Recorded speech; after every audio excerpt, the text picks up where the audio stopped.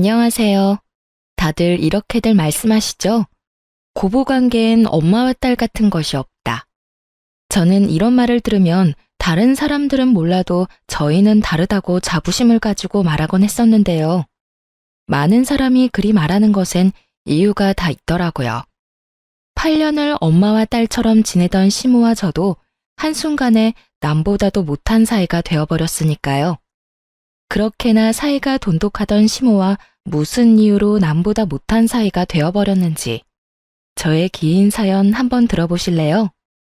남편과 저는 결혼한 지 8년 차가 되던 부부였어요. 슬아엔 7살 된 아들과 5살 된 딸이 있었고 부부 사이는 꽤 좋은 편이었어요. 지난 8년의 세월 동안 기억에 남는 부부싸움을 해본 적이 없었으니까요.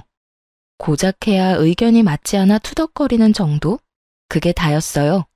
그것마저도 저녁에 맥주 한 잔을 하며 풀곤 했었고요. 이렇듯 남편은 뒤끝도 없고 다정한 사람이었고 무엇보다 아이들에게도 친구처럼 잘 놀아주고 잘 지내는 참 멋진 아빠이자 좋은 남편이었어요. 평화로운 가정만큼 시댁과도 사이가 참 좋았어요. 시댁이라고 해봤자 시부는 몇 년 전에 돌아가시고 시모와 시동생뿐이긴 하지만요. 모든 기혼 여성분은 아시다시피 시댁이라고 하면 시모와의 관계가 제일 골칫거리잖아요. 전 최소한 그런 골칫거리는 없었어요. 사연 처음에 말씀드렸다시피 시모와의 관계가 아주 각별했거든요. 시모와 전 서로의 생일날 만나 함께 시간을 보내며 쇼핑을 하기도 했고 좋은 곳으로 다니며 데이트를 하기도 했어요. 시부가 살아계실 땐 아이들을 시부와 남편에게 맡겨두고 둘만의 여행을 다니기도 했고요. 엄마, 정말 너무한 거 아니야? 남들이 보면 내가 아니라 이 사람이 엄마 자식인 줄 알겠다고. 어쩔 땐 엄마가 나보다 집사람을 더 아끼고 사랑하는 것 같아. 어쩔 때라니. 너만 모르는 것 같아서 해주는 말인데 어쩔 때가 아니라 늘 너보다 우리 며느리를 더 아끼고 사랑하고 있단다. 그러니까 내 예쁜 며느리 눈에서 눈물 뺄 생각은 하지도 마, 아들. 엄마도 참. 자꾸 이러면 나 섭섭해. 섭섭해도 어쩔 수 없어. 그러게 누가 이렇게 예쁘고 착한 여자를 데리고 오라고 했니? 네가 데리고 와놓고선 이제 와서 섭섭하다고 하들 어쩌겠어. 그냥 네가 그러려니 하고 살아. 이렇듯 때론 남편이 농담조로 섭섭함을 내비칠 정도로 시모와 저는 8년이란 시간 동안 특별한 관계를 쌓아오며 지내고 있었습니다. 그렇게 견고하던 시모와 제 사이는 노총각이었던 시동생이 결혼을 하며 한순간에 금이 가버리며 무너져 내리더군요. 노총각이었던 시동생을 구제해준 청금과 같은 새 며느리에게 더욱 신경 써주고 친절하게 대해주려는 시모의 행동이 이해가 되지 않는 것도 아니었어요.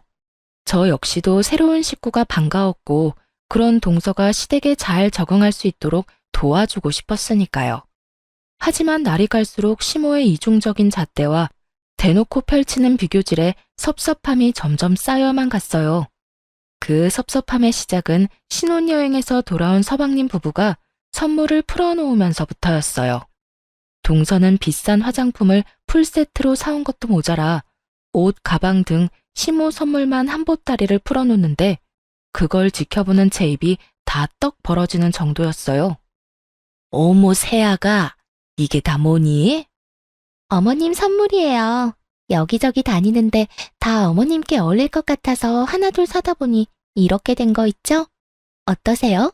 마음에 드세요? 당연히 마음에 들지. 고맙다, 아가. 신혼여행 다녀왔다고 선물 사주는 사람은 너뿐이구나. 내가 네 덕에 이런 호사를 다 누려보는구나. 호사라니요. 그저 선물일 뿐인걸요. 앞으로는 제가 더 잘해서 어머님 더 기쁘게 해드릴게요. 어머머, 말도 어쩌면 그렇게도 예쁘게 하니? 며느리가 들어온 게 아니라 그야말로 복덩이가 들어왔구나. 얼굴도 예뻐, 성격도 착해, 어른 공경할 줄도 알아. 거기에다 직장도 대기업에. 고맙다 고마워. 앞으로 나도 잘 부탁하마. 두 사람의 분위기는 그야말로 화기애애했고 중간중간 시모가 저를 겨냥한 말이 마음에 걸리긴 했지만 그간 저도 제 나름대로 잘했으니 그냥 인사치레로 하는 말인가 보다 하고 넘어갔어요. 그 뒤로도 대기업에 다니는 동서는 그 명성답게 회사에서 지급되는 포인트로 시모에게 물질 공세를 펼치며 시모의 마음에 아주 쏙 드는 짓만 하더군요. 처음엔 시모에게 잘하니 저 역시 흐뭇하고 좋던 마음이 점점 그렇지 못한 마음으로 변해가더군요. 동서가 시모에게 잘하는 것이 왜 못난 마음으로 변해갔는지 궁금해하시는 분들도 계실 텐데요. 그 이유는 동서 유세 때문이었어요. 동서는 꼭 시모에게 뭐 하나 해줄 때마다 제가 있는 자리에서 생색을 내곤 했는데 그때마다 이런 말을 꼭 하더라고요. 형님은 시집 온 지가 언젠데 이런 것도 안 사드리고 뭐 했대요? 어머님께 도통 신경을 안 쓰는 것 같아요.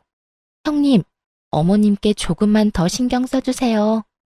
시집 왔는지 반년도 안 된 동서가 저런 말을 하니 참 가짠더라고요.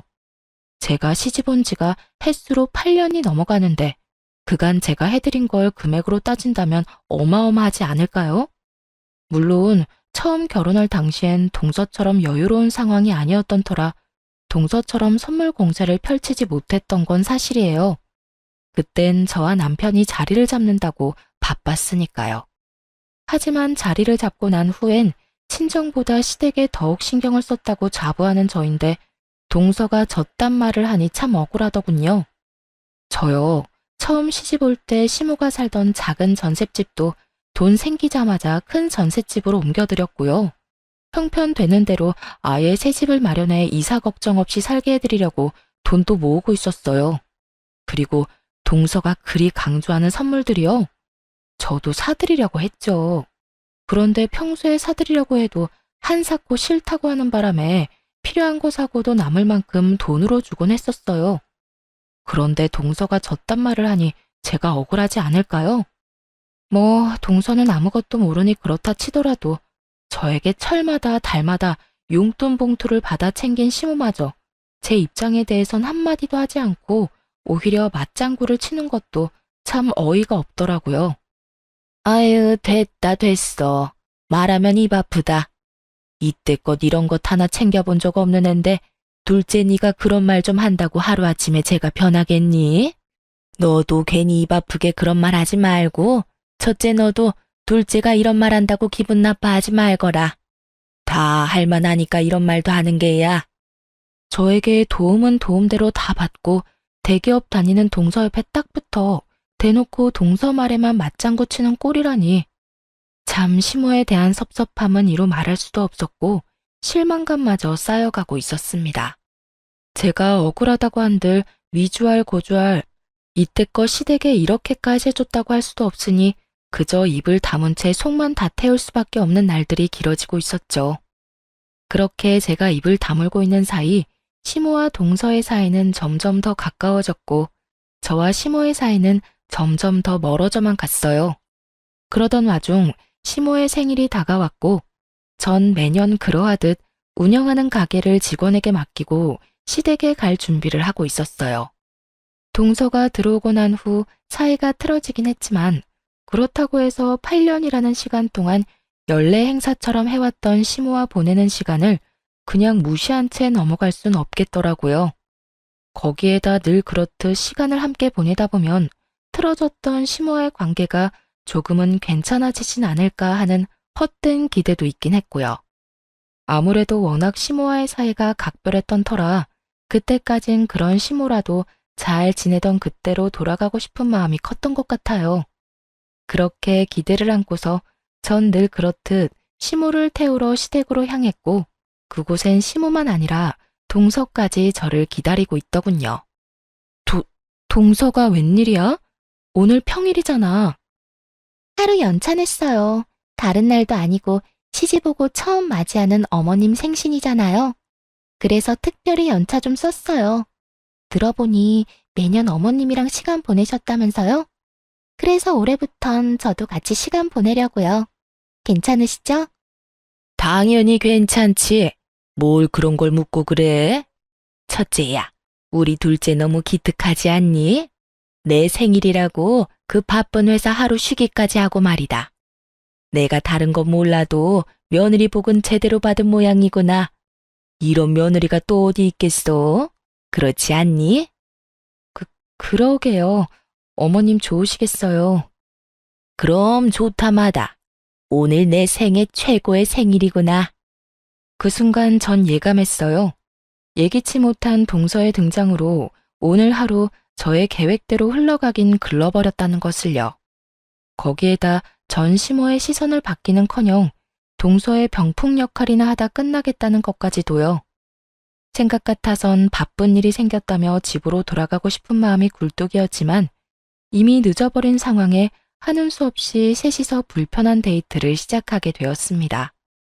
동서는 시모와 함께 뒷자리에 앉아 저에게 우선 백화점으로 가자고 했고 시모는 입이 귀에 걸려 내려올 줄 모르더군요. 저의 표정은 실시간으로 굳어져만 갔고요.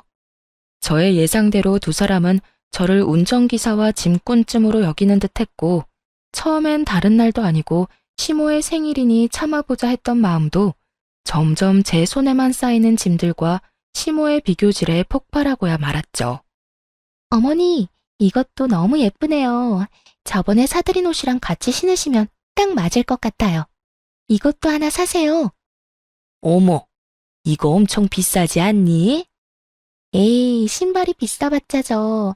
가격 신경 쓰시지 말고 그냥 사세요. 이럴 땐 제가 며느리 노릇 좀 하게 그냥 못 이기는 척 받으시면 돼요. 역시 대기업 다니는 며느리는 달라도 너무 다르구나. 이렇게 비싼 신발도 턱턱 사주고 말이다. 내 발이 우리 며느리 덕분에 아주 호강하게 생겼어. 에이, 이깟 신발 하나에 호강은 무슨. 제가 앞으로 더 호강시켜 드릴게요. 내가 며느리 덕이란 걸 너 때문에 다 누려보고 역시 우리 둘째 며느리가 최고구나. 시모가 동서를 치켜 세우면 치켜 세울수록 제 손에 짐은 점점 늘어만 갔고 그럴수록 저의 짜증은 곱절로 늘어갔어요. 도저히 안 되겠다는 생각에 손에 있던 짐을 동서에게 넘겨주려고 했거든요. 그런데 동서는 갑자기 말도 안 되는 변명을 짓거리기 시작하더군요. 동서, 도저히 안 되겠어. 이건 동서가 좀 같이 들어. 형님, 저도 같이 들어드리고 싶긴 한데요. 아시다시피 오늘 쉬느라 어제 일을 너무 무리해서 하는 바람에 팔부터 어깨까지 멀쩡한 곳이 없네요. 이 무슨 성이라고 눈꼽만큼도 들어가지 않은 변명을 듣고 있는데 정말 어처구니가 없더라고요. 도대체 저를 얼마나 무시하고 있으면 이런 말도 안 되는 말을 변명이라고 하고 있는 것인지. 그 순간 열이 확 뻗쳐 동서에게 따져 물으려는 순간 시모가 나서 제 입을 막아버리더군요. 이까지 짐 무거워봤자 얼마나 무겁다고 나눠들라고 하는 게야. 네 눈엔 우리 둘째 힘들어서 얼굴 다 상한 거 안 보이니? 어디 감히 대기업 다니는 우리 귀한 둘째한테 이딴 짐이나 들게 해. 잔말 말고 네가 다 들거라. 넌 남는 게 힘밖에 없지 않니? 이 말만 해도 기가 차 코가 막히는 지경인데 뒤이어 나오는 말은 더욱 가관이었습니다. 이딴 짐이나 들려고 우리 새아기가 일까지 쉬고 여기로 온 줄 아니? 어디 건방지게 누구한테 짐을 들라 말아 명령질이야? 그 순간 이런 말까지 들어가며 언제까지 참고 있어야 하나 이런 생각이 들더군요. 이쯤 되니 저도 할 말은 해야 한다는 생각이 들기도 했고요. 그래서 더는 참지 않고 제 할 말을 하기 시작했습니다. 아니 어머님, 저도 오늘 가게 직원한테 맡기고 왔어요. 저는 어디 노는 사람인가요? 저도 일해요.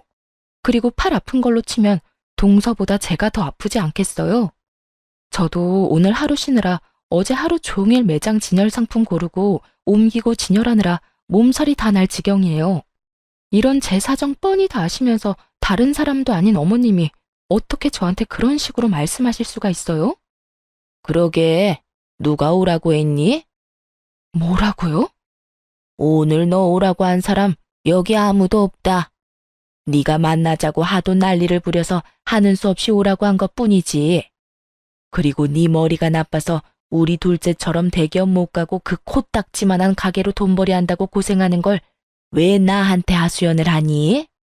그렇게 불만 많고 힘들면 당장 그만두거라. 참나, 그까지 가게에서 벌면 얼마나 번다고.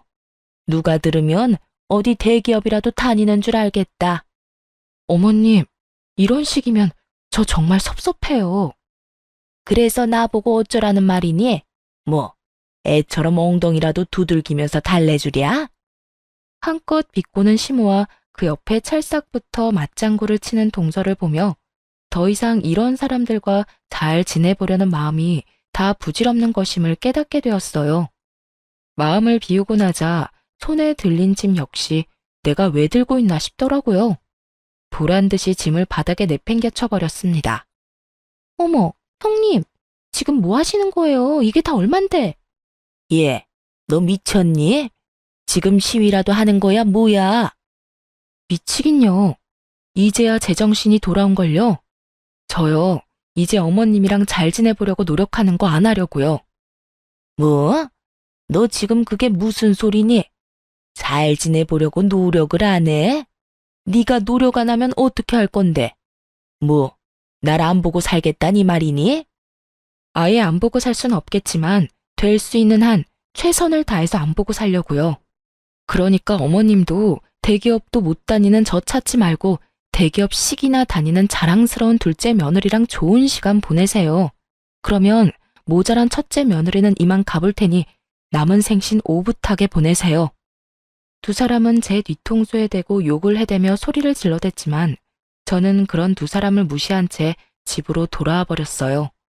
얼마나 열불이 났었는지 집으로 돌아와서도 마음이 진정되지 않더라고요. 그렇게 한참을 씩씩거리고 있으니 퇴근한 남편이 집으로 돌아왔고 저를 보자마자 제 손을 잡고 어찌된 영문인지 물어왔습니다. 여보, 오면서 엄마랑 통화했어. 엄마한테 오늘 있었던 일 대충 듣긴 했는데 아무래도 당신한테도 이야기를 들어봐야 할 것 같아서 나한테 오늘 어떤 일이 있었는지 이야기해 줄 수 있어? 남편의 물음에 저는 지체하지 않고 있었던 일을 털어놓기 시작했어요. 입을 뗀 김에 그간 섭섭했던 점까지 다 털어놓게 되었죠. 그간 섭섭한 것이 많았던 터라 목이 쉴 때까지 하소연을 하게 되었고 제 하소연이 끝이 나자 남편이 심각한 얼굴로 이렇게 말을 하더군요. 당신이 그간 우리 엄마한테 잘해준 거 나 다 알아. 늘 고마웠고. 그런데 이제 당신은 우리 엄마한테 신경 쓰지 마. 이때까지 한 걸로 충분하다고 생각해. 그러니까 앞으로는 괜히 상처받지 말고 우리 가족만 생각하면서 우리끼리 잘 지내자. 나는 부모님도 중요하지만 당신이 더 중요해. 아무리 내 부모님이라고 해도 당신한테 함부로 하고 당신한테 상처 주는 거 나 싫어. 남들은 남의 편이라고 해서 남편이라고들 하던데 제 남편은 오롯이 저의 편이 되어 상처를 보듬어 주는데 큰 위로를 받은 것처럼 마음이 한결 가벼워지더라고요. 그 덕에 전 마음의 상처를 빨리 씻어내고 일상생활을 시작하게 되었고 그렇게 일상을 보내던 어느 날 동서가 가게로 찾아왔어요. 눈치를 보아하니 남편에게 모든 사실을 듣게 된 서방님이 동서에게 당장 사과를 하고 오라고 시킨 것 같더라고요. 쭈뼛쭈뼛 억지 사과를 하는 꼴이 굳이 묻지 않아도 뻔한 일이었죠. 동서가 여기까지 무슨 일이야? 그게 지난번 일 죄송했다고요. 몸도 마음도 좀 힘들어서 제가 좀 예민했어요. 죄송해요. 정말 하나마나한 사과였습니다. 표정은 잔뜩 일그러뜨린 채 개미 기어가는 소리보다 작게 속삭이듯 하는 사과. 그런 사과 따위 받을 생각조차 없었던 전 아무런 대꾸도 하지 않았고 그런 저의 태도를 신경도 쓰지 않는다는 듯 동서는 가게를 둘러보기 시작하더군요. 그런데 형님, 가게가 이렇게 작고 허름한데 장사는 좀 돼요? 월세는 벌리나 몰라. 단골 장사에선 월세도 못 낼 텐데. 누가 누굴 걱정하는 것인지 모르겠더군요. 사실 제가 운영하던 가게는 제 명의의 상가였거든요. 물론 처음 시작은 저도 월세로 시작했었어요. 월세로 시작한 작은 가게에서 여러 가지 소품을 떼다 팔기도 하고 제가 만든 상품을 팔기도 했었어요. 그러던 중 제가 만든 상품이 온라인에서 입소문 타 소위 말하는 대박이 난 덕분에 다른 상품들까지 날개 달린 듯 팔리게 되었어요.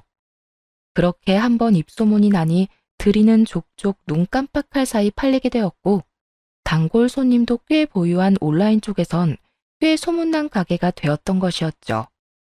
그렇게 벌게 된 돈으로 시모의 집도 더 넓은 곳으로 이사하게 해주었고 더 좋은 아파트에 살게 해드리고 싶어 돈까지 모으고 있는데 월세나 걱정해주니 웃길 수밖에요.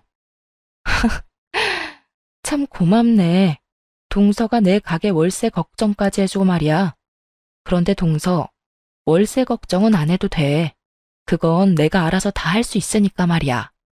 시모도 모르는 제 명예의 상가를 동서에게 말할 필요가 없었던 저는 웃으며 그런 걱정은 하지 말라고 했더니 순식간에 표정이 굳은 동서가 다짜고짜 이런 말을 하는 게 아니겠어요?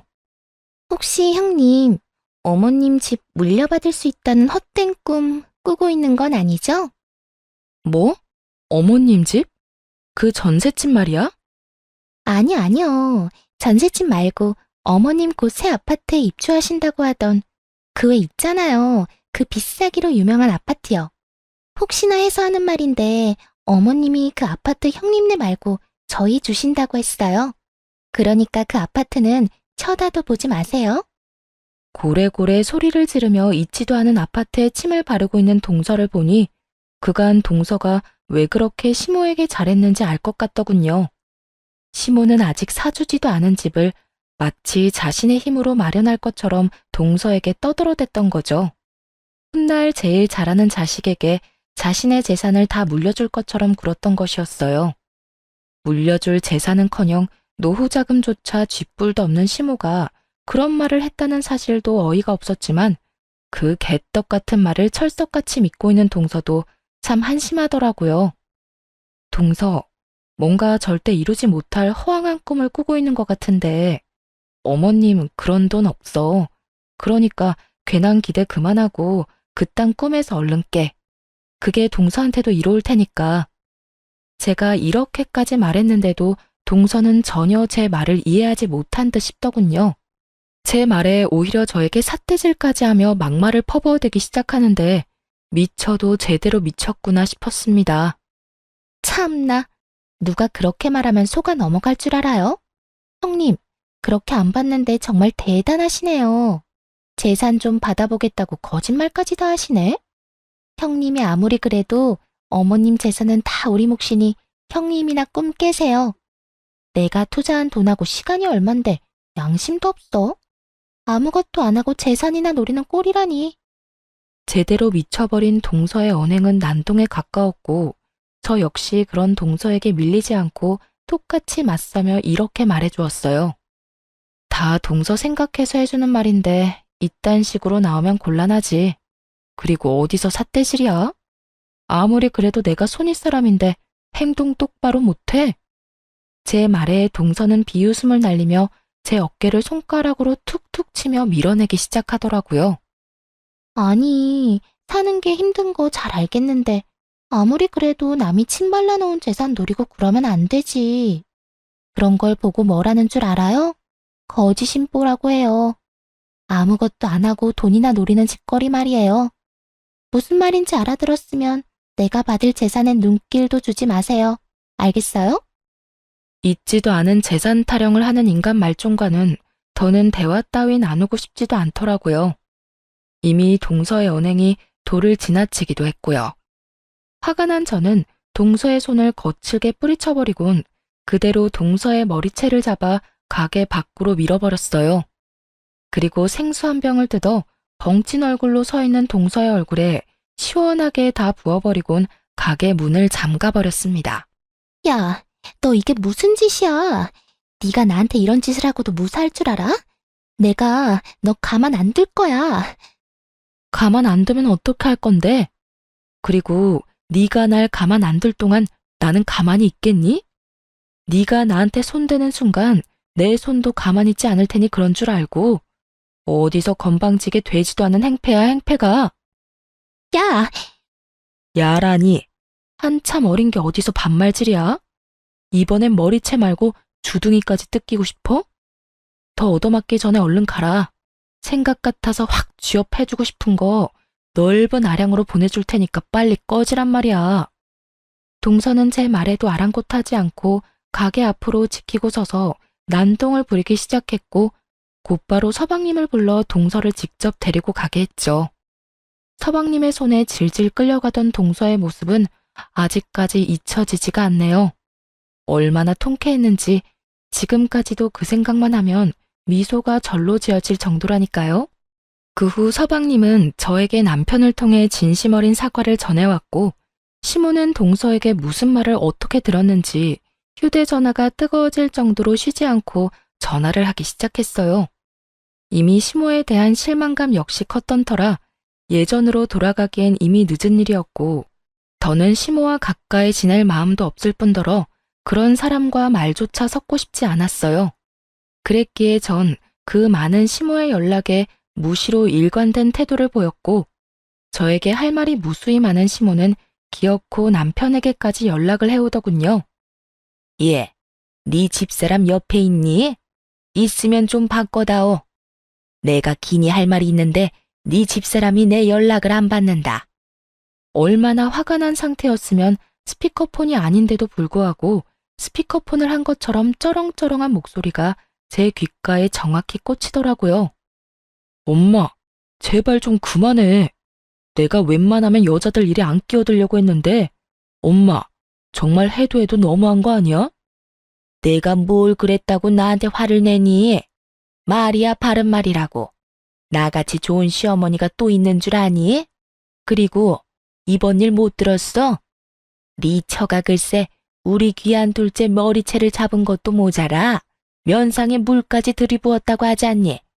그런 짓을 했다는데 내가 참아야 해? 엄마가 못 참을 건 또 뭐야?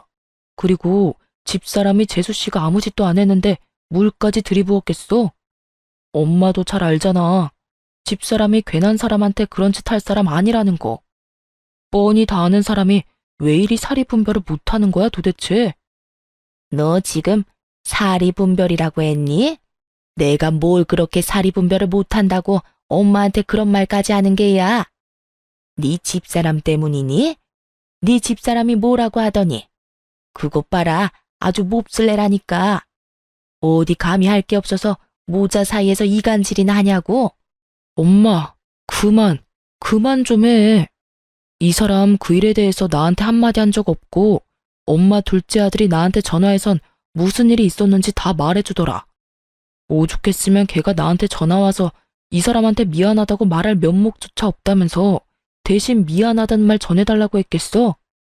그러니까 엄마도 한 사람 말만 듣고 괜한 사람 잡을 생각도 하지 마. 그리고 앞으로 무슨 일이 있어도 이 사람한테 따로 연락해서 모진 말로 괴롭히지도 말고. 한 번만 더 이 사람 괴롭혔다간 나하고 영 끊을 생각까지 해야 할 거야. 그럼 끊어요. 노발대발하며 전화를 끊어버린 남편은 제 손을 꽉 잡으며 이렇게 말하더군요. 여보, 앞으로도 엄마 전화는 받지도 마. 그리고 집에도 찾아가지 말고. 혹시나 찾아오면 만나주지도 말고 바로 나한테 전화해. 알겠지? 알겠어. 알겠으니까 이제 화 좀 가라앉혀. 내가 다 미안해 정말. 어쩌다 당신이 이런 소리까지 듣게 됐는지. 정말 미안하다. 아니야, 괜찮아. 그래도 당신이라도 내 편 들어줘서 얼마나 든든한지 몰라. 내가 당신 남편인데 당신 편을 들어야지 누구 편을 들겠어? 하여튼 당신은 내가 지켜줄 테니까 당신은 그냥 내 등 뒤에 숨기나 해. 알겠지? 남편은 든든한 저의 방패막이 되어주겠다고 했고 저는 든든한 남편의 뒤에 숨어 한동안 시댁 일은 잊고 지낼 수 있었습니다. 그렇게 몇 달 시모라는 사람은 잊고 살고 있었는데 어느 날 갑자기 아침부터 전화가 연달아서 오더라고요. 저는 당연히 받지 않았고 계속 이어지던 전화는 잠시 멈추는가 싶더니 문자가 연달아 오는 것이 아니겠어요? 그 문자는 시모에게서 온 문자였는데 아주 급한 일이 있으니 지금 빨리 집으로 와달라는 연락이었어요. 순간 덜컥 겁이 나더라고요. 혼자 있는 시모가 혹여나 건강에 문제가 생긴 게 아닌가 싶어서요. 그래서 전 그 즉시 남편에게 빨리 시댁으로 오라고 연락을 하고선 서둘러 시댁으로 갔어요. 시댁에 들어서니 시모는 저의 우려와는 달리 아주 평온한 표정으로 이렇게 말하더군요. 왔니? 왔니? 이 두 글자가 얼마나 사람을 황당하게 만들 수 있는지 저는 그날 깨달았습니다. 그 말을 듣는 순간 맥이 확 풀리며 말도 제대로 나오지 않더군요. 어머님, 무슨 일 있는 거 아니었어요? 급한 일 있다고 했잖아요. 아, 그랬지. 급한 일이 있었지. 오늘 우리 둘째 생일이라고 하더구나. 그래서 생일상을 좀 차려주고 싶은데 아무리 생각해도 나 혼자 하려니까 막막해서 말이야. 순간 제 귀가 잘못됐나 싶더라고요. 다른 것도 아닌 손아래 사람 생일상이나 차리라고 아침부터 이 난리를 부렸다니요. 저는 믿기지 않는 현실에 시모에게 되물었죠. 네? 뭐라고요? 그래서 저보고 지금 다른 사람도 아니고 동서 생일상이나 차리라고 오라고 했단 말이에요. 그래. 그러면 이 나이에 혼자 며느리 생일상 차리리? 그래도 둘째가 얼마나 생각이 깊은지 자기도 와서 같이 돕겠다고 아까 출발한다고 하더라. 아마 다 와갈 거니 얼른 서둘러 상 차리렴. 아무리 그래도 생일인데 손에 물 묻히게 하면 쓰니? 그러면서 저를 이끌고 주방에 밀어넣는데 상황이 너무 황당해서 그런지 사고가 멈춰버려 주방까지 들어가게 되었어요.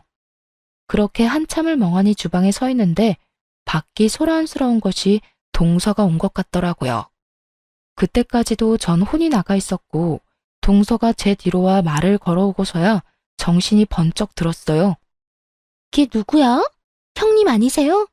여기 무슨 일이래요? 혹시 제 생일상 차려주러 온 거예요? 그땐 두 번 다신 안 볼 것처럼 제 머리채 휘어잡더니 역시 말은 그렇게 했어도 어머님께 잘 보이고 싶긴 한가 보네요. 이럴 거면서 아닌 척은 왜 그렇게 했대?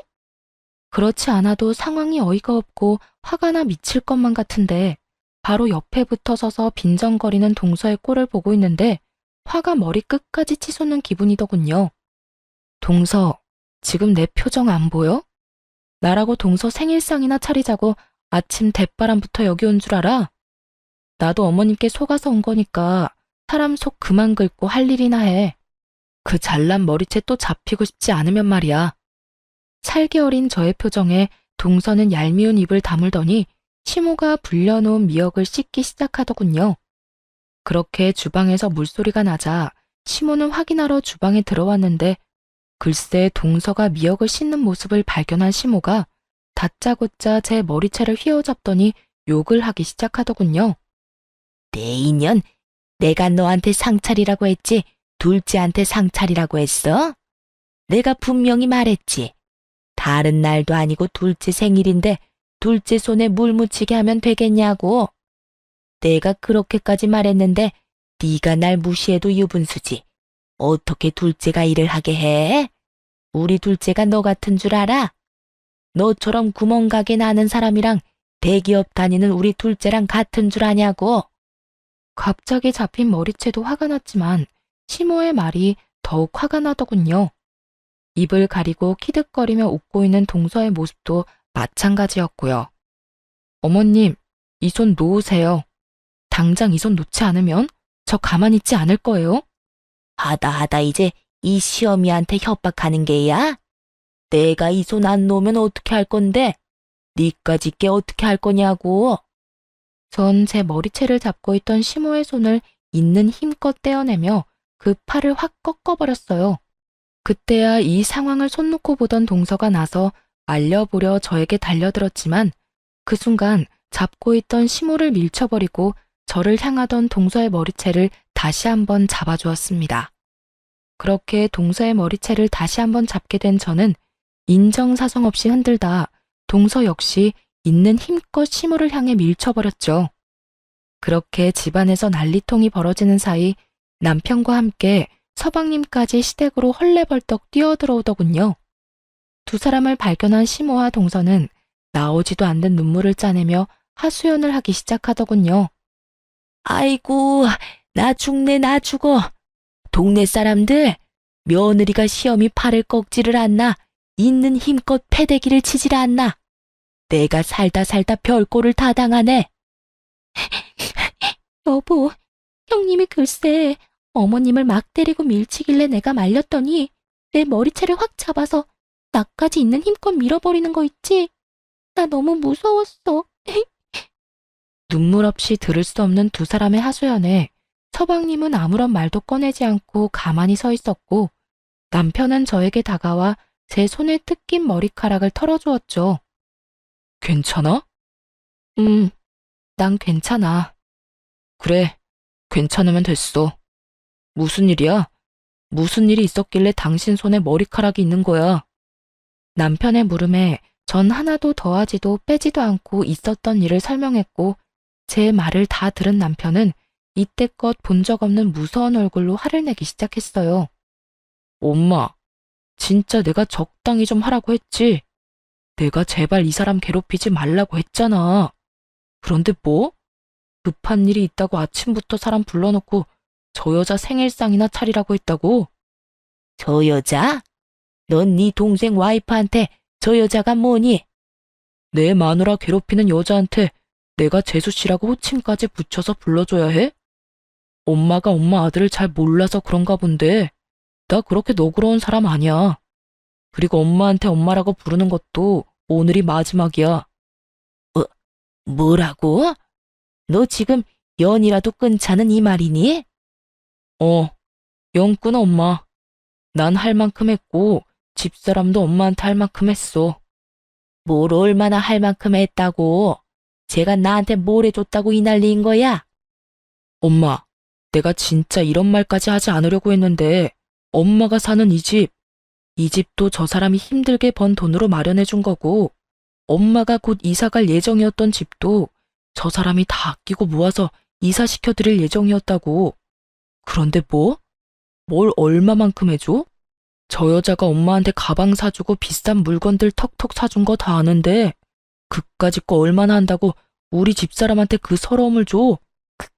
그게 사실이니? 너 나한텐 전부 네가 번 돈으로 해주는 거라고 했잖아. 그거야. 집사람이 내 기 살려준다고 그렇게 하자고 했으니까. 집사람이 그렇게나 나를 생각해주고 엄마를 위해줬는데 엄마는 그까짓 게 뭐라고. 다 됐고 이제 인연 끊어요. 난 오늘부터 부모 없다고 생각하고 살 테니까. 맞아요. 이때까지 힘들게 번 돈을 그간 힘들게만 살았던 시모를 위해 아낌없이 베풀고 있던 저였죠. 이런 나의 호의를 전혀 알지 못하고 그저 남편의 능력으로 자신이 호사를 누리고 있다고 착각했던 것이었어요. 그러는 와중 대기업을 다니는 능력 좋은 동서가 들어오게 되었고, 동서를 보다 보니 제가 남편에게 모자라도 한참 모자란다는 생각에 저를 홀대하게 되었던 것이었죠. 모든 사실을 알게 된 시모는 복잡 미묘한 표정을 내비치는 것도 잠시 망연자실한 얼굴로 저와 남편을 번갈아 보더군요. 동서의 표정 역시 시모와 다를 바가 없었고요. 그럴 수밖에요. 그동안 시모가 가지게 될 비싼 아파트를 물려받을 생각에 맞지도 않는 착한 며느리 코스프레까지 하며 시모 입안에 혀처럼 굴었는데 그 모든 것이 전부 거짓이란 걸 깨달았을 테니까요. 마지막 선언을 한 남편은 저를 보며 마지막으로 하고 싶은 말이 있으면 하라고 하더군요. 그래서 전 정말 마지막이라는 생각으로 모든 걸 정리하기로 했습니다. 어머님, 지금 사는 이 집도 전세금 제가 해드린 거예요. 당연히 계약자도 제 이름으로 되어 있고요. 그래서 이 집이라도 내놓으란 이 말이니? 네, 한 달 드릴 테니 그 안에 집 비워주세요. 저도 이렇게까지 할 생각은 아니었는데 어머님께서 제 머리채까지 잡으신 마당에 제가 제 돈 들여 어머님 사는 집까지 마련해주는 건 아니다 싶네요. 거기에다 이제 제 남편까지 연을 끊는다고 하니 더욱 제가 어머님께 호의를 베풀 이유도 없고요. 그러니까 한 달 내에 꼭 이 집에서 나가주세요. 아가, 그러지 말고 다시 한 번만 생각해 주렴. 이 엄동설 안에 이 집에서 나가면 어딜 가란 말이냐? 그러지 말고 내가 다 잘못했으니 이 집에서만 살게 해다오. 어딜 갈지 왜 그걸 걱정하세요? 동서 있잖아요. 대기업 다니는 동서. 어머님 입만 열면 이렇게 말했잖아요. 우리 둘째만한 며느리가 또 없다.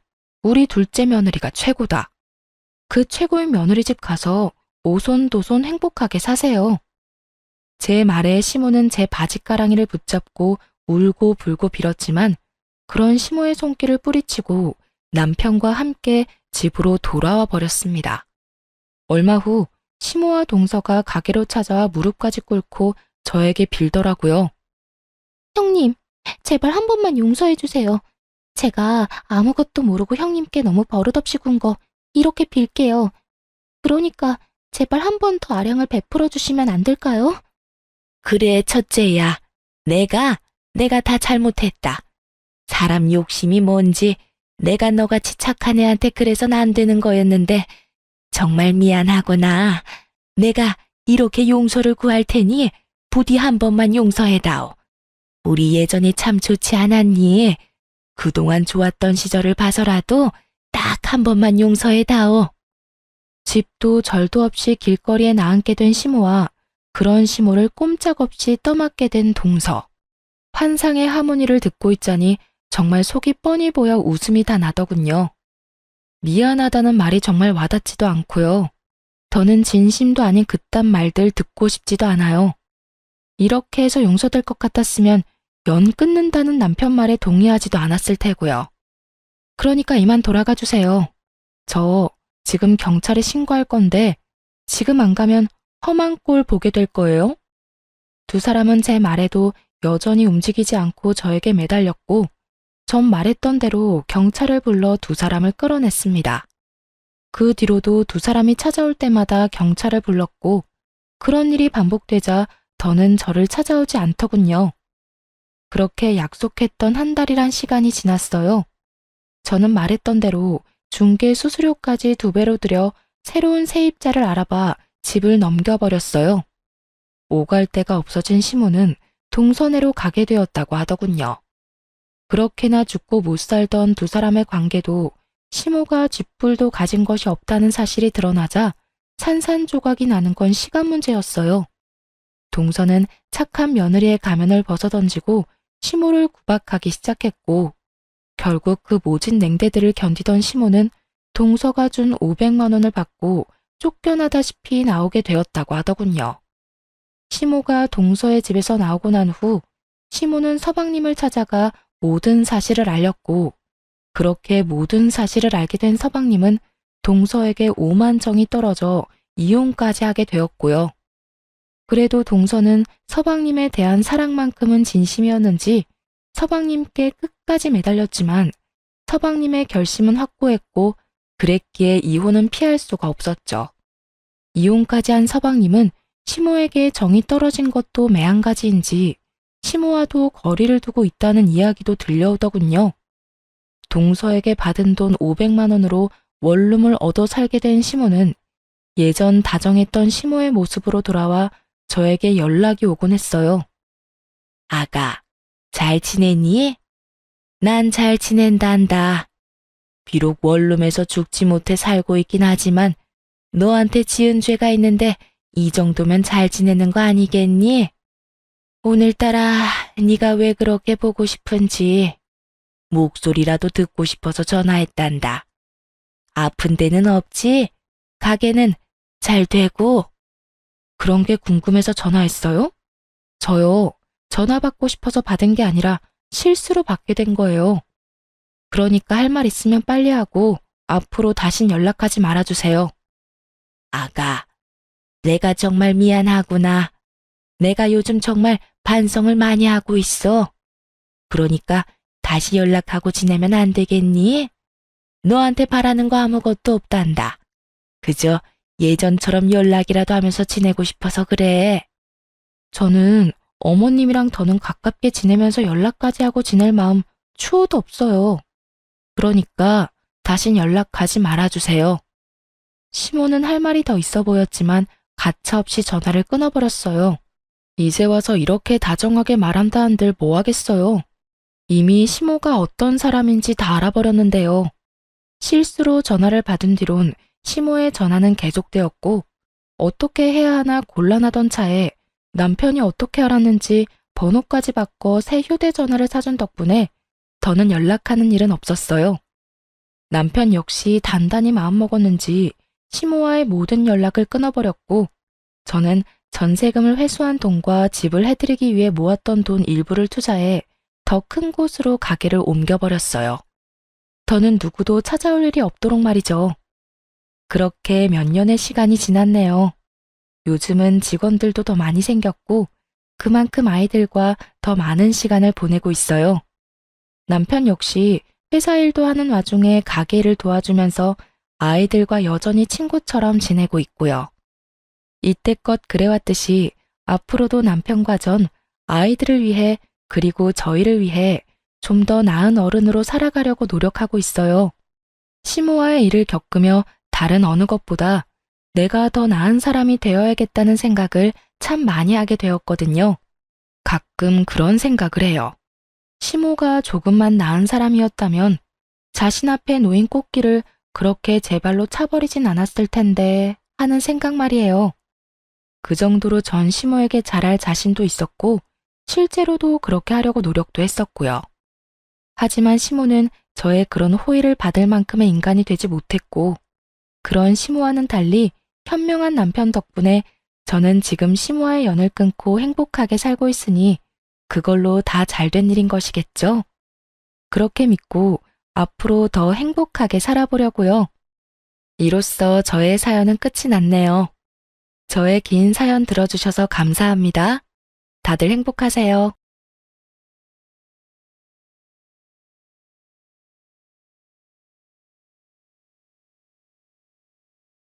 안녕하세요. 저는 평소 여기 사연을 즐겨 듣는 돌싱녀입니다.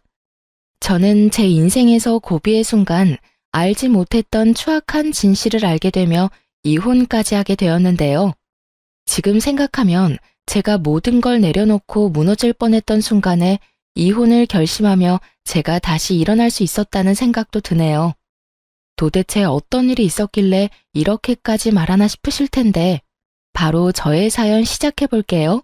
저와 남편의 첫 만남은 엄마와 시모의 소개로 이루어지게 되었었어요.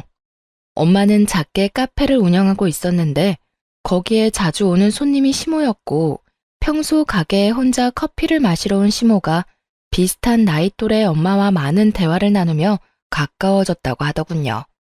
이런저런 이야기를 나누다 가까워진 두 사람은 자연스레 자식들 이야기도 나누었고 그러는 와중 비슷한 나이대의 자식이 있다는 것을 알게 되었던 것이었죠. 그렇게 마음이 맞았던 두 엄마는 자식들의 만남을 주선하게 되었어요. 양가 어머님들이 주선한 자리라 부담스럽기도 했지만 한편으론 다른 사람도 아닌 엄마가 주선한 자리이니 어느 정도 신뢰도가 있는 상태에서 남편을 만나게 되었어요. 막상 만나보니 남편은 제가 생각한 것보다 더욱 괜찮은 사람이더라고요. 말도 잘 통하고 소탈하기도 했고요. 그래서 전 남편과 진지하게 만나다 결혼까지 하게 되었습니다. 결혼 준비도 꽤 순탄했어요. 저희는 정확히 반반 결혼을 했는데 제가 그렇게 하자고 먼저 의견을 냈었죠. 저기, 자기만 괜찮으면 우리 반반 결혼하는 거 어때?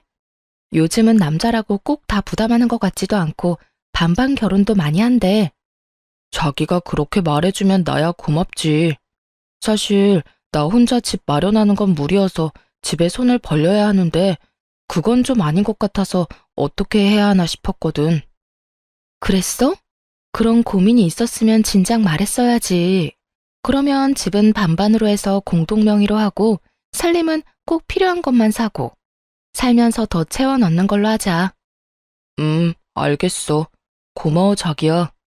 이런 저희의 의견을 양갓집에서도 찬성해 주셨고 그랬기에 보다 더 순탄한 결혼을 하게 되었어요.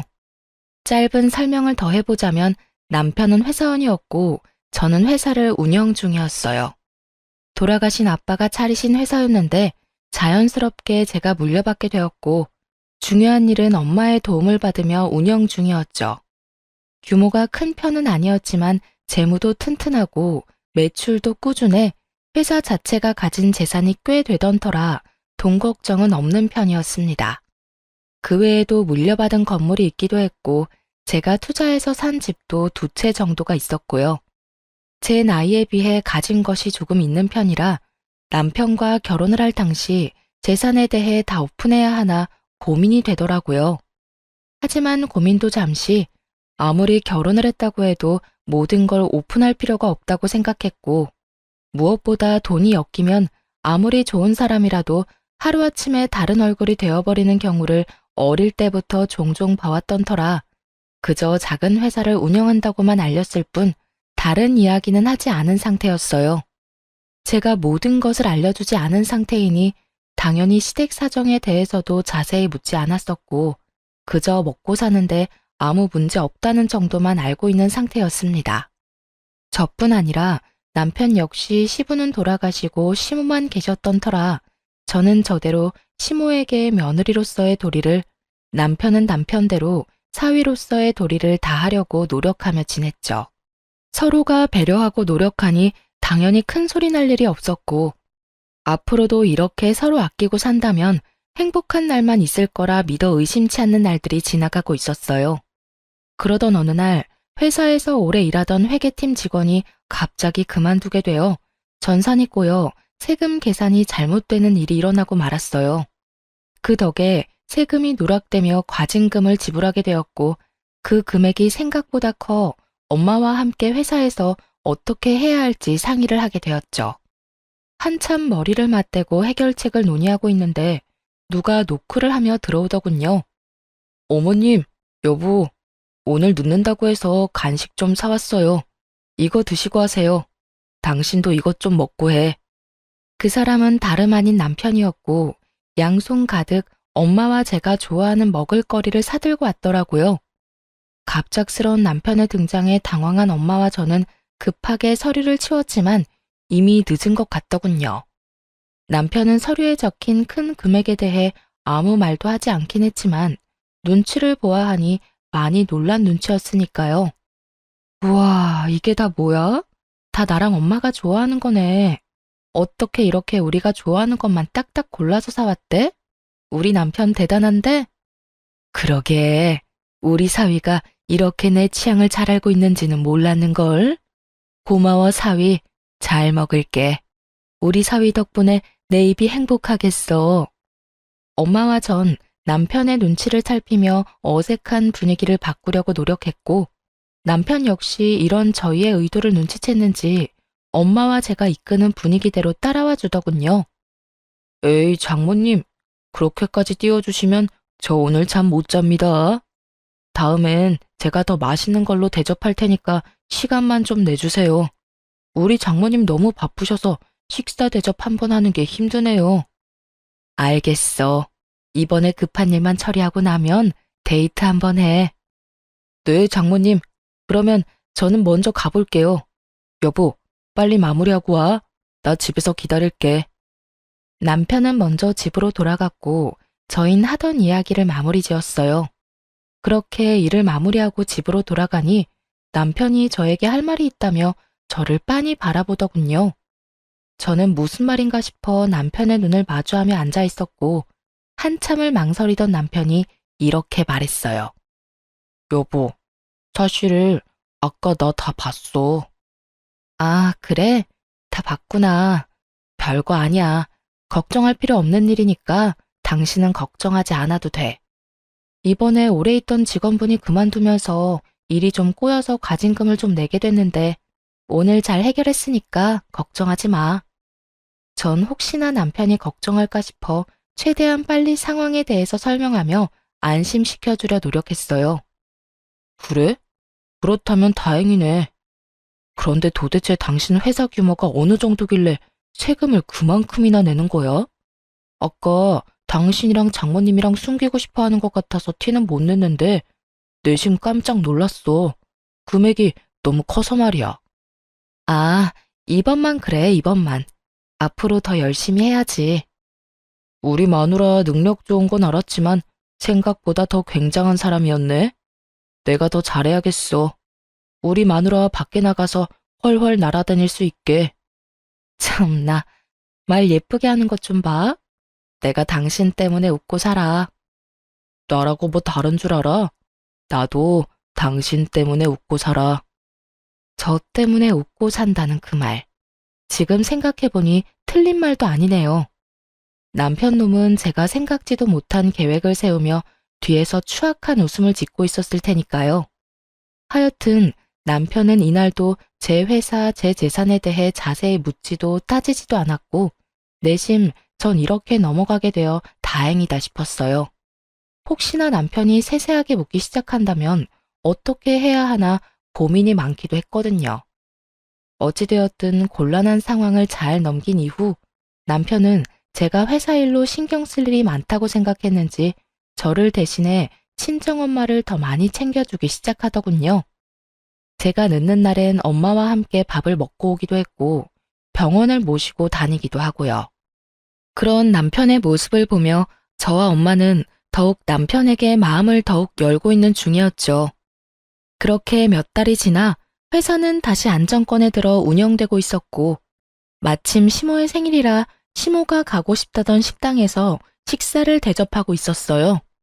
어머님, 생신 축하드려요. 이건 용돈이에요. 약소하지만 가지고 계시다가 필요하실 때 쓰세요. 어머나, 이렇게나 많이는 필요 없는데. 일단 주는 거니까 고맙게 받으마. 다음 생일부턴 이런 거 필요 없으니까 그냥 빈손으로 오렴. 난 이렇게 너희랑 같이 밥만 먹어도 너무 좋아. 에이, 그래도 그건 아니죠. 저랑 이 사람이랑 부지런히 벌어서 내년엔 더 많이 드릴 테니 어머님은 건강하시기만 해주세요.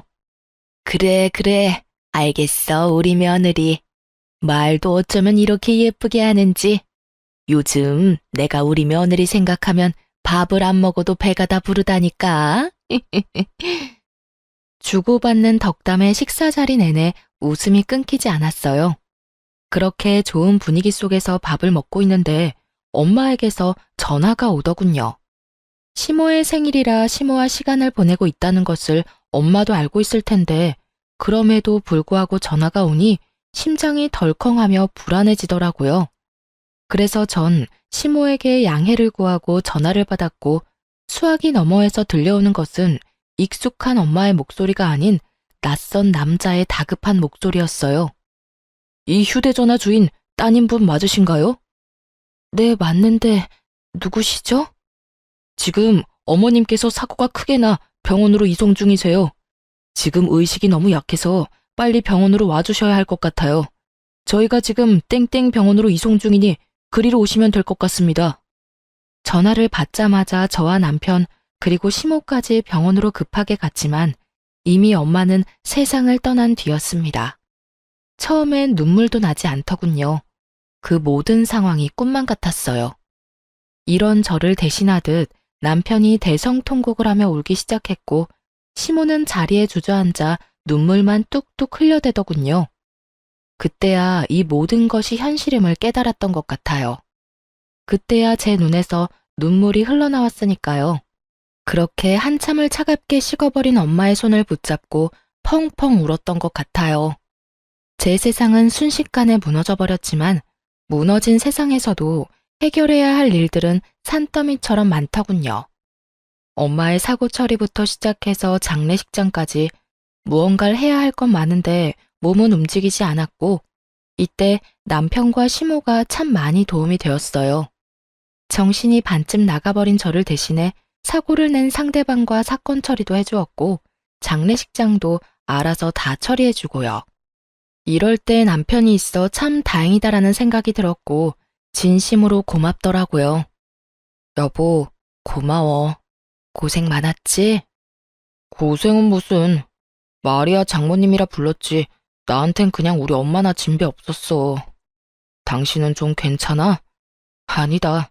괜찮을 리가 없는데 내가 물으나 마나 한 걸 물었네.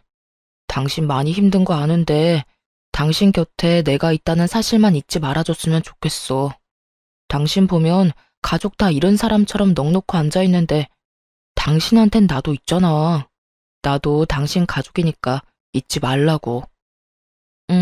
고마워. 정말 고마워. 남편은 저를 위로하기 위해 최선을 다했지만 그런 남편의 위로도 그때뿐이더군요. 알겠다 하고 돌아서면 다시금 무너져 내리는 마음에 저는 쉽사리 충격에서 벗어나지 못하고 있었죠. 회사 일은커녕 일상생활도 제대로 되지 않을 만큼 혼자 생각에 잠기는 시간이 길어졌습니다. 아무리 나쁜 생각을 하지 않으려고 해도 머릿속에 나쁜 생각들만 가득 차게 되고 좋은 곳으로 엄마도 갔을 거라고 아무리 생각해봐도 다시금 찾아오는 우울함 앞에 무너져 내렸어요. 그렇게 정신을 못 차리고 혼이 나간 사람처럼 지내던 어느 날, 회사에 급한 일이 생겼다며 연락이 왔더라고요. 요즘 정신적으로 힘들다는 걸 알고 있는 직원들이라 웬만한 일론 연락을 하지 않는데도 급하다고 연락이 왔었죠. 저는 가까스로 정신을 차리고 회사로 향했고 그곳엔 의외의 인물이 저를 기다리고 있더군요. 여보? 당신이 왜 내 자리에 앉아 있어? 네, 그건 바로 남편이었어요. 급하게 회사로 가 사장실로 들어가니 아침에 출근한다며 나간 남편이 떡하니 제 책상에 앉아 서류들을 보고 있는 것이 아니겠어요? 황당, 당혹, 놀람. 많은 감정들이 머릿속을 스쳐갔고 그 모든 감정들을 담은 표정과 목소리로 남편에게 물었죠. 그런 저의 갑작스러운 등장과 물음에 남편은 많이 당황한 듯 이렇게 답하더군요. 아니, 그게 당신이 요새 너무 힘들어하기도 하고 상심도 커서 아무것도 못하는 것 같길래 당신 회사 걱정이 돼서 내가 대신 나와서 일 좀 보고 있었어. 이게 다 무슨 소리인가 싶더군요. 회사 일이 다 같은 것도 아니고 본인이 대신 처리할 수 있는 일이 뭐가 있다고 떡하니 제 자리를 차지하고 앉아 있는 것인지 도무지 이해가 되지 않았어요. 아니, 본인이 처리할 수 있는 일이 있다고 한들 나랑 상의도 없이 무례하게 회사 일을 보고 있다니 저는 조금 나리선 목소리로 남편에게 말했어요. 당신, 우리 회사에 대해서 아는 건 있어? 어떤 제품이 주력인지, 이번 분기 땐 어떤 제품을 생산 라인에 올릴 것인지, 각 거래처별로 어떤 방법으로 접근해야 좀 더 효과적으로 거래가 성사되는지 단 하나라도 아는 게 있냔 말이야. 회사 운영에 있어서 가장 간단한 것도 모르는 사람이 뭘 하겠다고 여기에서 이러고 있어? 당신이 이러고 있으면 직원들이 불편할 거란 생각은 안 해봤어? 넌 그저 혹시나 도움될 만한 게 있을까 해서 그랬지. 당신도 나올 상황이 못 되고 하니까 사장 남편이 내가 자리라도 지키고 있으면 뭐가 도움이 돼도 되겠다 싶어서 말이야. 여보 생각은 잘 알겠어. 고맙기도 하고. 그런데 앞으로 이러지 마. 여기 계시는 직원분들, 내가 없다고 해서 일 막 하시는 분들도 아니고 내가 없으면 더 열심히 힘내서 하는 분들이니까.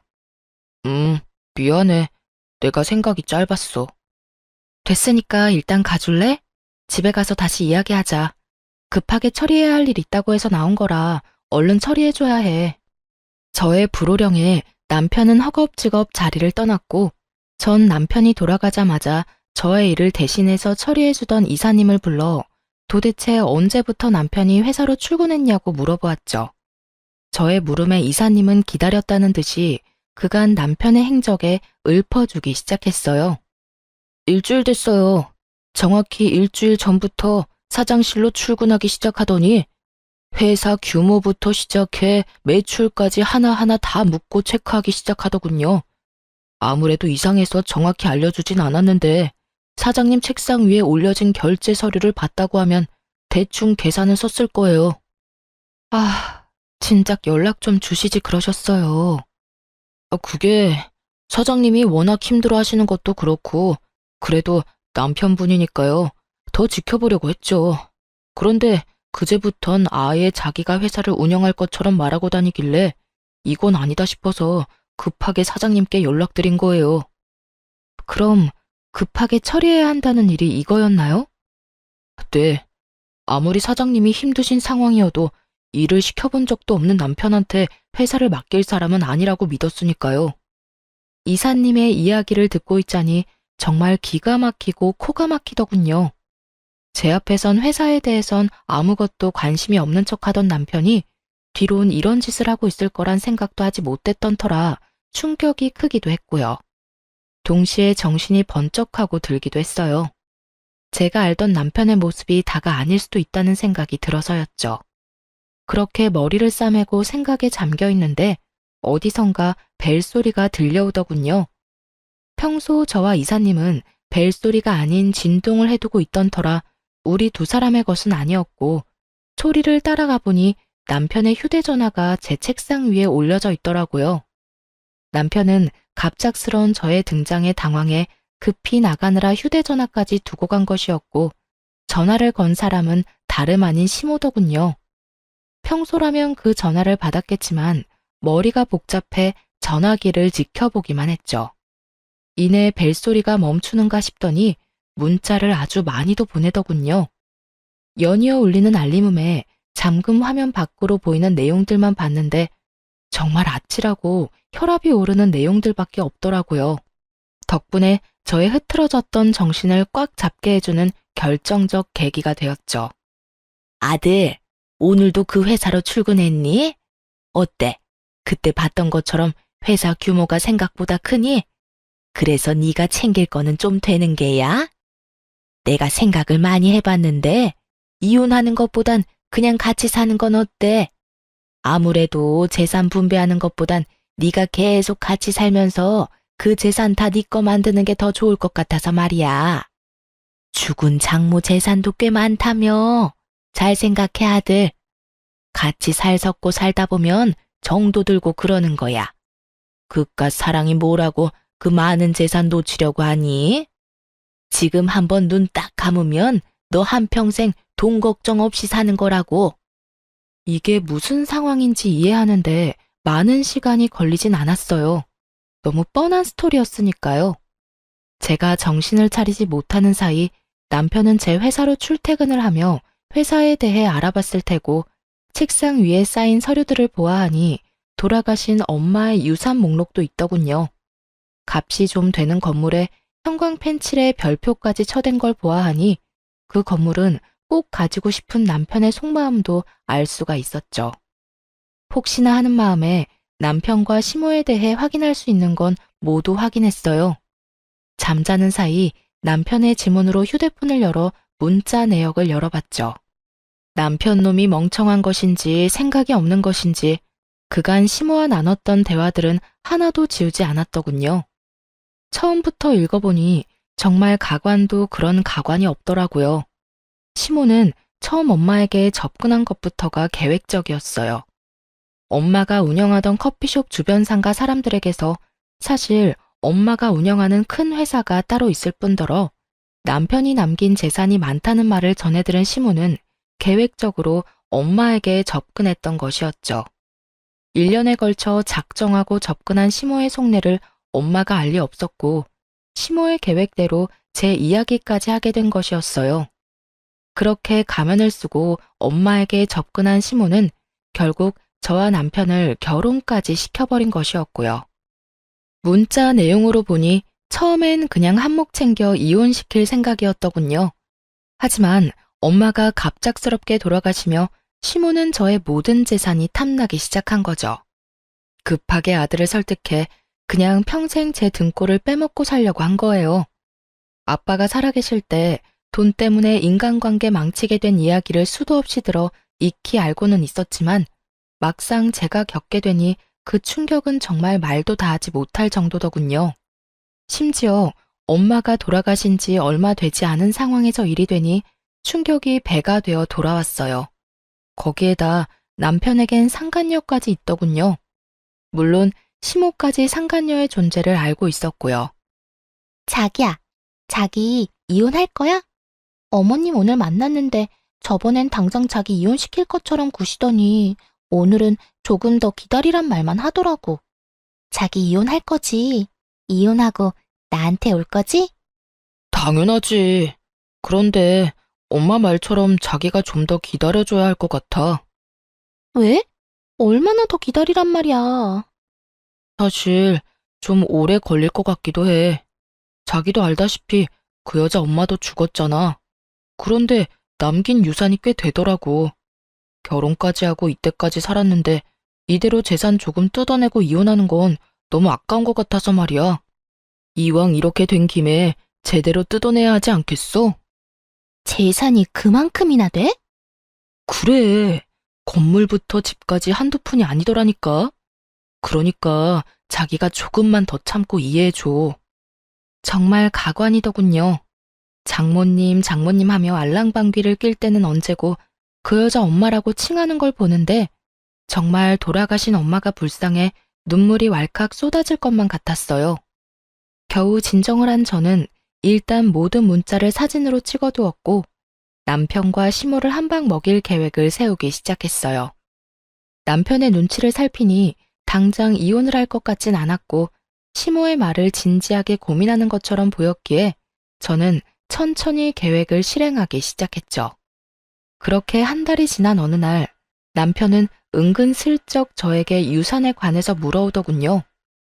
여보, 내가 다른 뜻이 있는 게 아니라 걱정이 돼서 하는 말이니까 오해하지 말고 들어봐. 당신 장모님 유산 정리는 잘한 거야? 내가 보려고 본 게 아니라 우연히 장모님 유산 목록을 보게 돼서 말이야. 보니까 건물도 있고 땅도 있던데. 당신 워낙 이리저리 바쁘고 힘들었잖아. 그런 사람이 건물이고 땅이고 신경 쓸 시간이 있을까 싶더라고. 아, 그거? 잘 정리했어. 사실 잘 정리한 것도 아니지. 어? 그게 무슨 말이야? 무슨 일 있어? 그게 사실은 요즘 회사가 좀 힘들어. 그래서 그것들 다 처분해서 회사에 다 쏟아부었어. 아빠가 살아생전 고생해서 일군 회사 내 손으로 망하게 할 순 없잖아. 그래서 엄마 유산으로 일단 급한 불부터 껐지. 남편은 제 말에 태세를 받고 침까지 튀기며 저를 몰아붙이기 시작하더군요. 뭐? 그렇게 탄탄하던 회사를 갑자기 왜? 아무것도 모르는 내가 봐도 앞으로 걱정 없는 회사 구조였는데 그런 회사가 왜 갑자기 힘들어져? 그게 당신도 알다시피 내가 요즘 정신줄을 놓고 살았잖아. 급하게 처리해야 하는 일도 처리 못하고 그러다 보니 그렇게 됐지 뭐. 그런데 당신 우리 회사에 관심이 많았나 봐? 언제 그런 것까지 다 살펴봤대? 그거야. 당신 말대로 장인어른이 일군 회사니까 나도 당연히 신경이 쓰여서 그랬지. 그래서 회사는 괜찮은 거야? 이제 아무 문제 없는 거야? 그게 아무래도 힘들 것 같긴 해. 일단 급한 불만 껐다는 거지 완전히 안정됐다는 말은 아니야. 아무래도 내 생각엔 힘들 것 같긴 해. 마지막 발악하는 거지 뭐. 저의 말에 남편은 생각이 많아진 듯 아무 말도 없더군요. 그랬겠죠. 어떻게 해서든 더 뜯어내려고 그렇게 머리를 굴려대던 놈인데 갑자기 회사가 망하게 생겼다니 골머리 아프지 않겠어요? 거기에다 그렇게 눈독을 들이던 땅이고 건물이고 다 팔아 망해가는 회사에 다 쏟아 넣었다니 남편 놈 입장에선 미치고 팔짝 뛸 노릇이었겠죠. 하지만 남편은 더는 저에게 무어라 말을 하지 않았고 저는 정확히 일주일 뒤 결국 회사를 정리하게 된 사실을 알리게 되었죠. 여보, 나 오늘 회사 정리했어. 힘써봤는데 아무래도 무리였나 봐. 제 말에 남편은 그야말로 노발대발 화를 내며 되레 저에게 따져 묻기 시작했어요. 뭐? 그게 정말이야? 당신 제정신이야? 결국 이렇게 문 닫을 거였으면 장모님 유산은 때려붙지 말았어야지.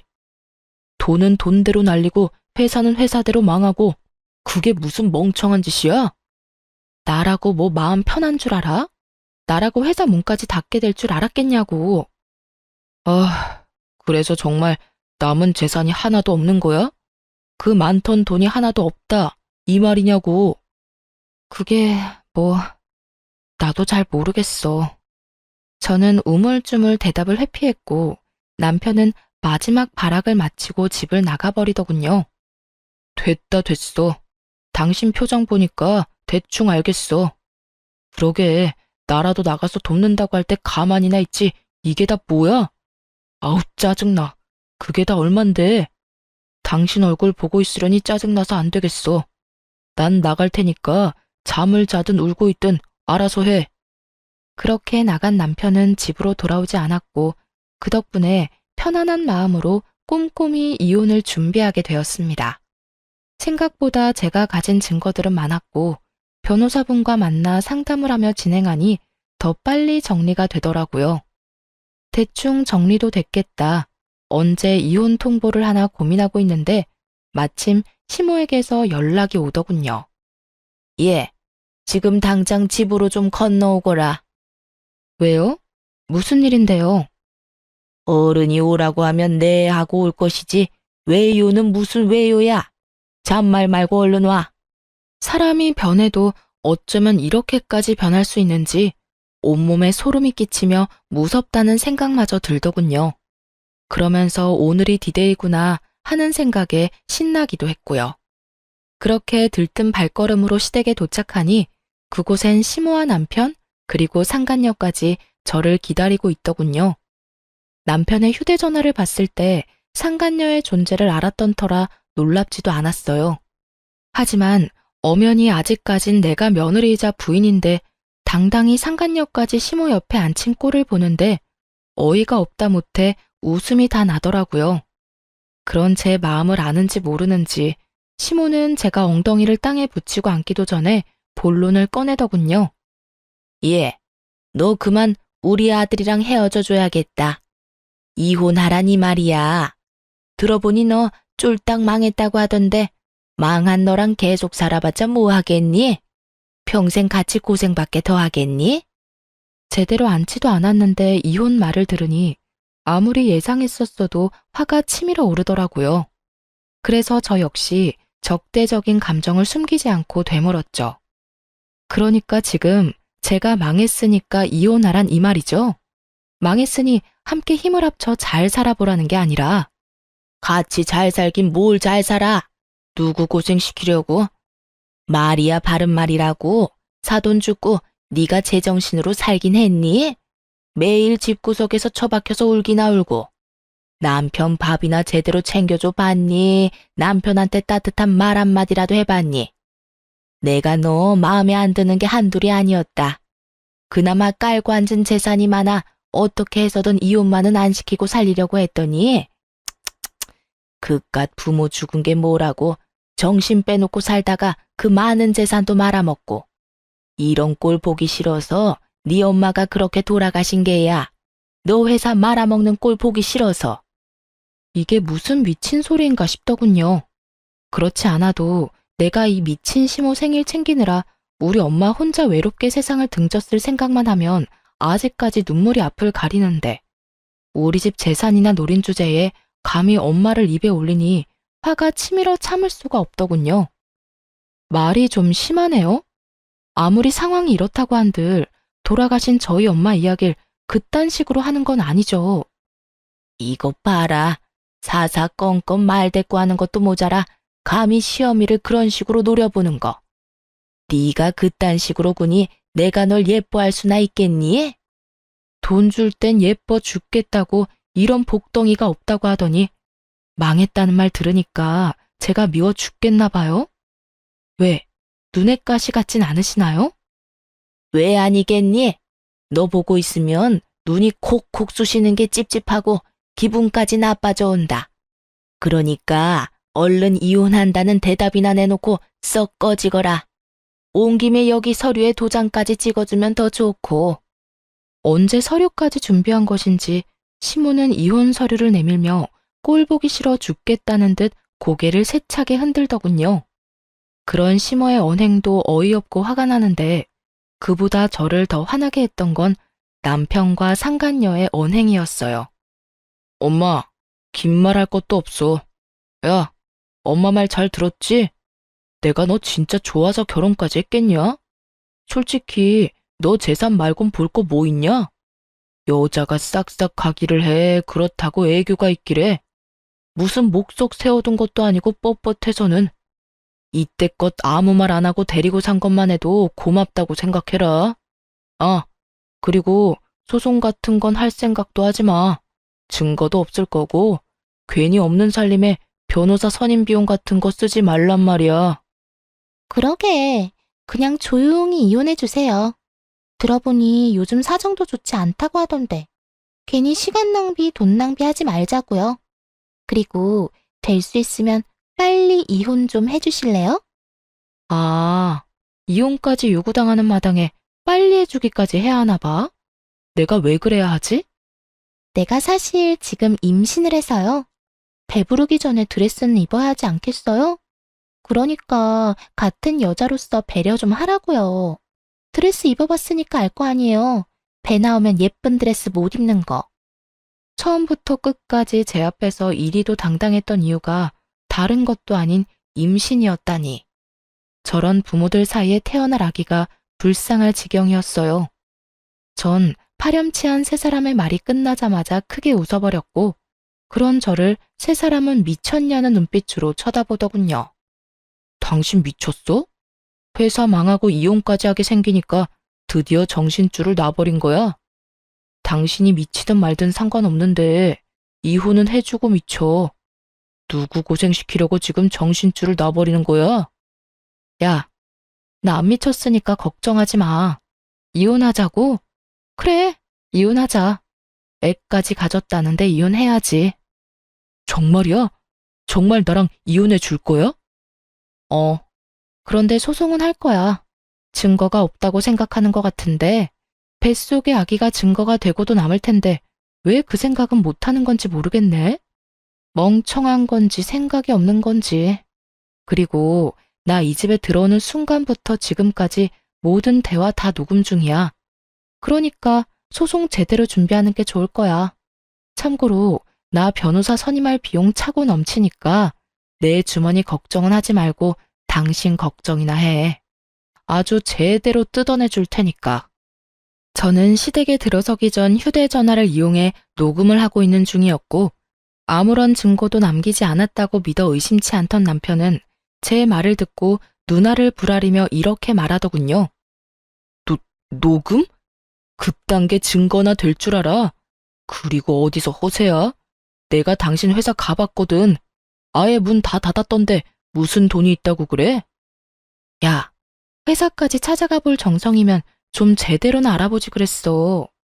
네 말대로 우리 회사가 얼마나 탄탄한 회사인데 대표가 고작 몇 주 자리 비웠다고 망하겠어? 그렇게 망하는 회사가 어디 회사냐? 구멍가게도 그렇게는 안 망해. 그럼 당신 안 망한 거야? 나는 회사 문 닫았다고 했을 뿐이지 망했다고 한 적은 없어. 회사 건물도 오래되고 해서 회사 문 닫고 더 좋은 부지 사서 옮겼어, 그냥. 당신이랑 이혼하는 기념으로 더 좋은 곳에서 새 출발하려고. 네, 맞아요. 일부러 망한 것처럼 뉘앙스만 풍겼을 뿐이었어요. 모든 사실을 알고 난 후 숨쉬듯 당연히 이혼해야 한다고 생각했지만 그저 이혼만 하고 물러서기엔 제 화도 풀리지 않을 뿐더러 제대로 된 복수가 되지 않을 것 같더라고요. 그래서 제 나름대로 계획을 세우게 된 것이었죠. 일단 전 낡고 오래된 회사를 더 좋은 곳으로 옮겨버렸고 그 후 힘든 척을 하며 회사가 망했다는 뉘앙스를 풍겼더니 남편 스스로 무덤을 파게 된 거죠. 혹시나 남편이 회사를 찾아갈 수도 있다는 생각이 들어 회사를 옮긴 것이었는데 제 예상에서 한치도 벗어나지 않은 남편이 문 닫은 회사까지 찾아갔었다고 하니 계획은 성공적이었어요. 회사를 찾아간 남편이 문이 닫힌 광경을 보고 정말 제 회사가 망했다고 믿어버렸으니까요. 그리하여 지금처럼 모든 계획이 밝혀졌을 때 더 큰 상실감을 느낄 것이라 확신했는데 제 확신은 현실이 되었습니다. 스스로 관뚜껑을 열고 누워있는 사람처럼 핏기 하나 없는 얼굴을 한 심오한 남편을 보니 통쾌함과 짜릿함이 온몸을 감싸더군요. 두 사람은 말이 없었고 상간녀 역시 상황 파악이 된 듯 아까 그 당당한 기색은 온데간데 없이 사라지고 눈치만 살피기 시작하더군요. 할 말이 있으면 해보라는 눈빛을 보냈고 상간녀는 기다렸다는 듯 이렇게 말하더군요. 사실은 저 남자하고 아무 관계도 아니에요. 그냥 오늘 하루 와서 만나는 척하면서 임신했다는 거짓말만 좀 해달라고 부탁해서 온 거라고요. 아, 그러니까 다 거짓말이라고? 임신한 것도 다? 네, 정말 저는 아무 관계도 아니고 다 거짓말이었어요. 그러니까 저한테 소송 같은 건 안 하시면 안 될까요? 상간녀는 제발 소송만은 하지 말아달라며 무릎 꿇고 울고불고 빌기 시작하더군요. 제가 남편의 휴대전화에서 본 것이 다 있는데 입에 침도 바르지 않고 거짓말을 하는 꼴을 보아하니 상간녀 역시 인간 되긴 글렀다는 생각이 들더라고요. 야, 내가 널 몰랐을 것 같아?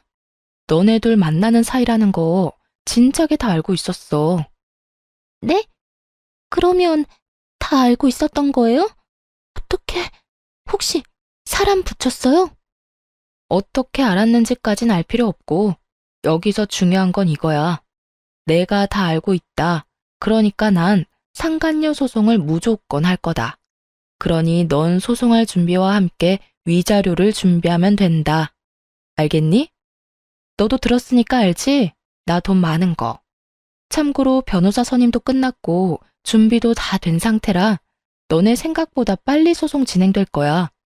그러니까 여기서 이러고 있을 시간에 변호사 알아보고 돈이나 준비해놔. 제 말에 상간녀는 모든 걸 포기한 듯 고개를 숙이고 울기 시작했고 남편은 제 손을 부여잡더니 애원하기 시작하더군요. 여보, 내가 다 잘못했어. 내가 잠시 미쳤었나 봐.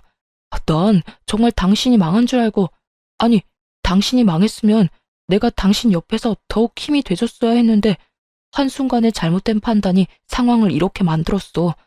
나 지금 진짜 반성 많이 하고 있거든? 그러니까 한 번만 다 용서해주면 안 될까? 용서? 너 지금 용서라는 말이 나오니? 네 말대로 나 망한 줄 알고 이혼부터 하자는 남자를 내가 용서할 것 같아?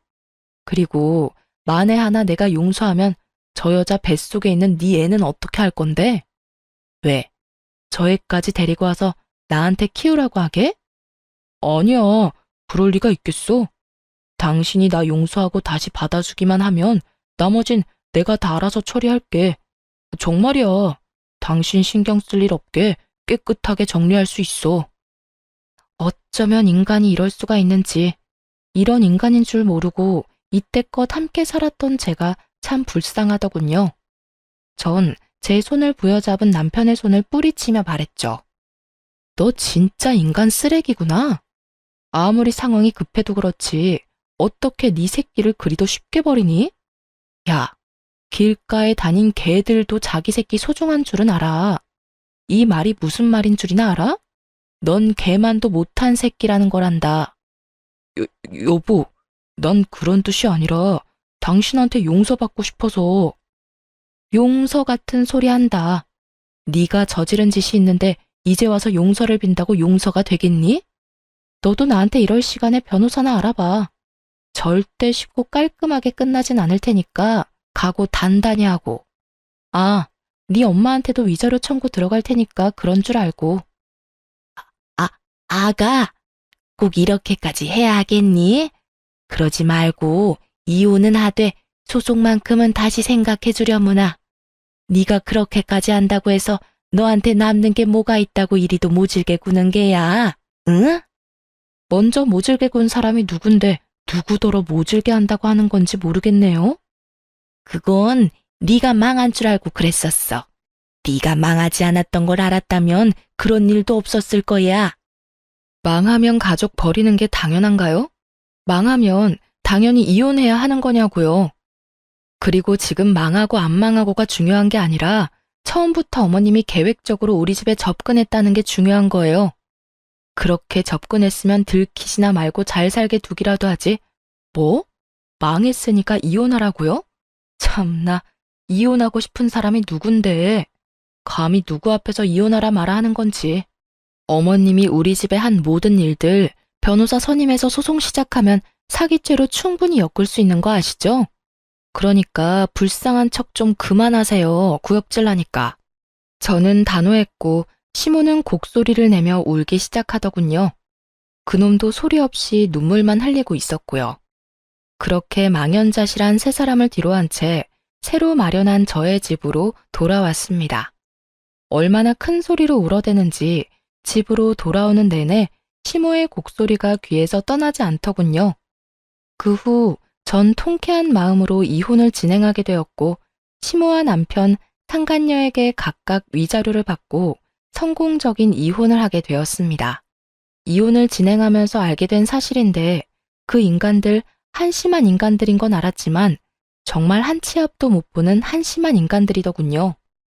그나마 가진 돈이 조금이라도 있는 줄 알았던 전 시댁은 제 생각보다 더 가진 것이 없었고 그마저도 저의 재산을 뜯어갈 행복한 꿈에 젖어 어지간히 펑펑 쓰고 다닌 모양이더라고요. 재산 목록을 살펴보는데 가진 건 아무것도 없는 알거지에다가 담보대출은 또 얼마나 들어있던지, 위자료를 마련하려면 얼마 되지도 않는 집을 파는 것은 물론 빚까지 내야만 하는 지경이었어요. 거기에다 상간녀는 어떻고요? 상간녀 역시 가진 것 없는 여자에다가 어디 도움 구할 곳도 변변치 않아 보였어요. 가진 것 없이 빚만 가득한 세 사람의 조합이라 그 앞날이 제 눈에만 뻔한 건 아니겠죠? 아, 얼마나 힘들었으면 전 남편이 저에게 이런 부탁까지 해오더군요. 여보, 당신 돈 많잖아. 그래서 하는 말인데 위자료 그냥 안 받으면 안 될까? 내가 왜 네 부탁을 들어줘야 하는데? 돈이 많아서? 이거 왜 이래? 돈이 많든 적든 돈 좋아하는 건 다 똑같아. 나 진짜 힘들어서 그래. 엄마도 가진 돈도 없고 그 여자도 마찬가지고. 사실상 내가 세 사람 위자료를 다 감당해야 하는데 당신도 잘 알잖아. 나 그 정도 능력은 안 되는 거. 그러니까 많이 가진 당신이 못 가진 사람 배려한다고 생각하고 부탁 좀 들어줘. 응? 배려 같은 소리 한다. 배려도 받을 자격이 있는 사람에게나 주어지는 거야. 알겠니? 어디 내 앞에서 양심도 없이 배려 타령이야, 배려 타령이. 헛소리 하지 말고 위자료나 내놔. 한 푼도 빼지 말고 다 내놔야 할 거야. 지금 생각해도 참 황당한데 정말 저런 부탁을 해오더라고요. 양심은 도대체 어디에 팔아먹은 건지 그 얼굴 철판 참 두껍다고 생각했네요. 그러게 그냥 아무것도 욕심내지 않고 잘 살기만 했더라도 제가 누리는 모든 것을 함께 누리고 살며 최소한 돈 걱정은 하지 않고 살았을 텐데 그놈의 욕심과 못된 심보가 자기 팔자 잘 꼬아준 거 아니겠어요? 그 덕에 전 재활용도 안 되는 인간 쓰레기를 잘 버릴 수 있었지만요.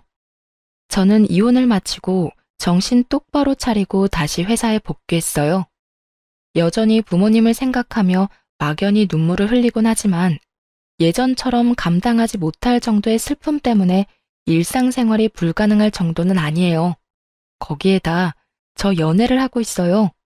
제 연애 상대는 다름 아닌 사연 중간에 등장했던 저희 회사 이사님이신데요.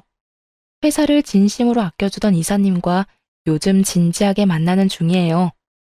10년을 알고 지낸 이사님은 제가 유일하게 믿는 사람으로서 저에게 많은 도움을 주기도 하고 많은 마음을 쏟아주며 제가 큰일을 겪고도 오롯이 우뚝 설 수 있도록 많은 사랑을 주신 분이에요.